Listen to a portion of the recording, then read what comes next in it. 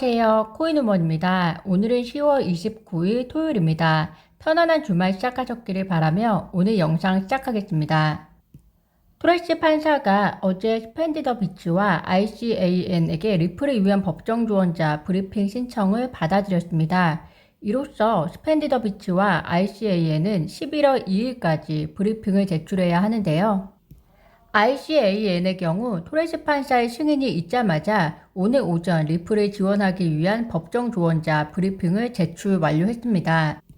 브리핑 내용 아주 간단하게 공유드리면 지난 콘텐츠에서도 말씀드린 바와 같이 일단 ICAN은 더 많은 자산과 자원을 가진 투자자에 비해서 시장에 대한 접근성과 시장 지배력이 떨어진 투자자와 그리고 기업가들이 이러한 자산 시장을 포함한 전반적인 투자 시장에 대한 접근을 확대할 수 있도록 지원하는 비영리 조직이다라고 보시면 되는데요. 이들이 이번 리플을 위한 법정 조언자 브리핑을 제출하면서 주장하는 쟁점 사항은 크게 세 가지입니다. 첫 번째가 SEC는 디지털 자산을 규제하기 위해 모호한 용어에 의존하고 있다라는 점인데요.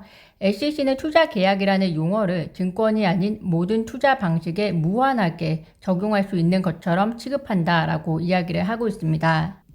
다음으로 이야기하고 있는 것이 의회는 이전에도 그랬고 지금도 여전히 디지털 자산을 규제하기 위해 다양한 옵션과 그리고 관할 기관을 고려하고 있다.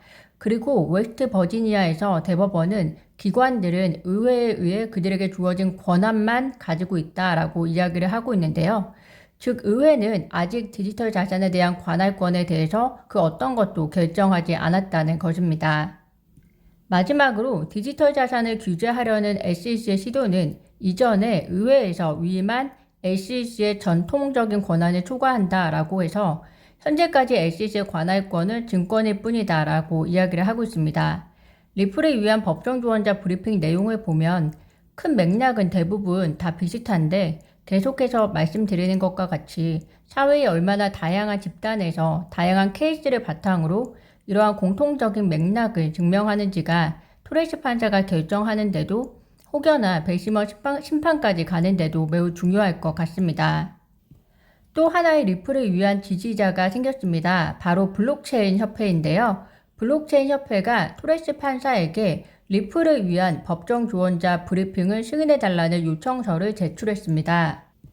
블록체인 협회 법정 조언자 브리핑 요청은 다음과 같은 내용에 집중하고 있는데요. 첫 번째가 SEC의 증권법에 대한 극히 광범위한 해석, 두 번째가 리플에 대한 공정한 고지가 있었는지 여부, 세 번째가 치외 법권, 즉 해외 교류에 대해서 SEC의 주장, 즉 리플의 많은 활동은 미국 밖에서도 이루어지고 있고 이미 미국을 제외하고 대부분의 나라에서는 리플 XRP는 증권이 아니다라고 해석한 상태에서 미국의 집행은 매우 잘못되었다라는 내용인데요. 특히 블록체인 협회 정책 리더는 별도로 트윗에서 SEC는 법을 잘못 적용하고 있고 집행에 의한 규제 패턴은 미국 암호화폐 회사와 투자자 모두에게 해로운 것이지 그들을 보호하는 것이 아니다라고 이야기를 하고 있습니다. 여기서 SEC가 잘못되었다는 공식적인 표현이 눈에 띄는데요. 누군가 자기와 직접적인 일이 아니면 무엇인가를 판단하는 데 걸리는 시간이 천차만별이기 때문에 옳고 그름을 판단하는 시기가 느리건 빠르건 크게 중요하지 않은 것 같은데요. 그래도 이렇게 소송의 막바지로 갈수록 지금에서 이렇게 많은 리플을 위한 지지자가 생긴다는 것은 감정적인 것을 떠나서 지금 현재 사실적으로 무엇이 옳고 그른지에 대한 명확한 답변을 사회가 제공하고 있는 것이라는 생각이 듭니다. 최근에 리플 가격이 비트코인이나 이더리움에 비해서 변동성이 많이 없어서 답답하실 것 같습니다. 한 달 전만 하더라도 약식 판결 신청과 함께 비트코인과 이더리움에 비해서 많은 거래량과 함께 가격적으로도 어느 정도 변동성을 나타냈는데요. 물론 지금은 현재 비트코인과 이더리움의 거래량에 비해서 못 미치지만 여전히 리플의 거래량은 건재하고 그리고 기사에서 보시는 것처럼 리플 XRP의 지갑 계정은 계속 증가하고 있고 그 중에서 빈 XRP의 계정 숫자는 0.02%에 불과하다고 하니 소송의 호재에 대해서 긍정적인 마음으로 기다려보는 것도 좋을 것 같습니다. 일론 머스크의 트위터 인수로 인해서 도지코인에 대한 인기가 계속해서 치솟고 있습니다. 도지코인의 급등뿐만이 아니라 카르다노 찰스 호스킨스는 도지코인을 카르다노 사이드 체인에 도입해야 한다고 말할 정도이니 트위터로 인해서 도지코인의 활용도가 앞으로 무궁무진해질 것이라는 기대에서 나온 것으로 보이는데요. 바이낸스의 경우는 일론 머스크의 트위터 인수와 관련해서 일론 머스크에게 5억 달러를 송금하면서 트위터는 최소 하나의 크립토를 얻었다고 이야기를 했는데요. 국내에서는 미래에셋 자산운용이 트위터 인수에 공동 참여하기 위해서 3천 규모의 펀드를 조성하기도 했습니다.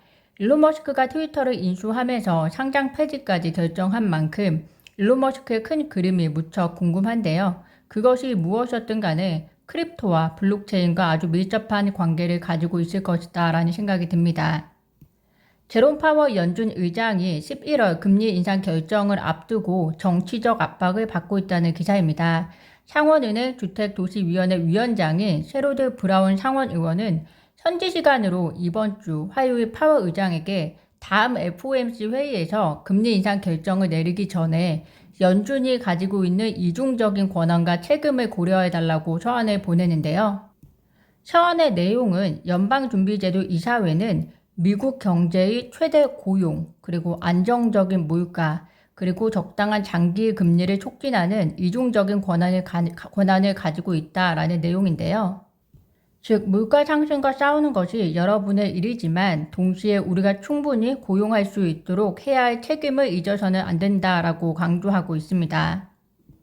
파월 의장이 계속해서 강조하고 있는 내용 중에 연준이 완전 고용을 달성하기 위해서 필요한 조건은 낮고 안정적인 인플레이션이다 라는 점을 계속해서 분명히 한 만큼 이러한 서한들이 얼마나 영향을 미칠지는 모르겠고 또 뭐가 맞다 할 수는 없으나 투자 시장에는 일시적인 기대감에 그칠 수도 있는 서한과 분위기인 만큼 투자하시는데 여러 상황들을 함께 고려하시면 좋을 것 같아 공유드립니다.